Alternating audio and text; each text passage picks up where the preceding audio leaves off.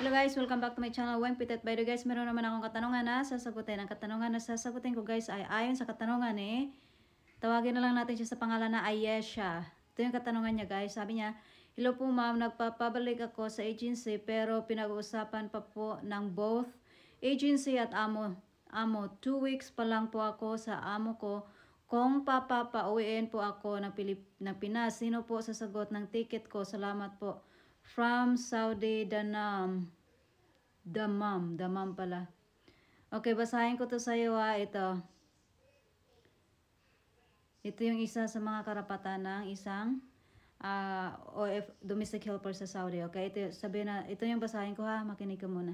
Once your employment contract has expired or it was cancelled by your employer for no valid reason, they need to pay the total cost to send you back to the Philippines. Okay, di ba meron naman 2 years contract kayo ng employer? Kung wala ka namang nilabag doon sa nakalagay sa kontrata, tapos ibinilay ka na employer sa agency or siya yung nag-break ng contract, ibig sabihin sa employer dapat ang magbabayad ng iyong airplane ticket pabalik sa Pinas. Okay, tapusin natin yung sagot sabi dito. Know your rights, kabayan. If your employer is not following any of these rights, you may send a message or call the Polo OWA or the consulate for immediate action.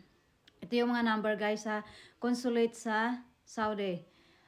Plus 966 55 521 9614. Pangalawang number plus 966-12619-0997. Lalagay ko sa description box guys yung mga number na to na pwede nyong tawagan or kontakin. Ito naman yung number ng Polo OWA. Plus 966-56981-9720. Tapos may mga email din sila guys, ilalagay ko rin doon sa baba sa description box.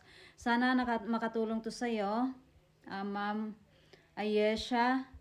Kung hindi nyo masyado naintindihan, pwede pa rin kayo comment lang sa baba kung meron pa rin kayong ibang katanungan, okay? And then pakitingnan na lang din sa description box yung words guys na binasa ko or yung number na sinabi ko na pwede nyo kontakin. Okay, sana ma'am nasagot ko yung katanungan mo.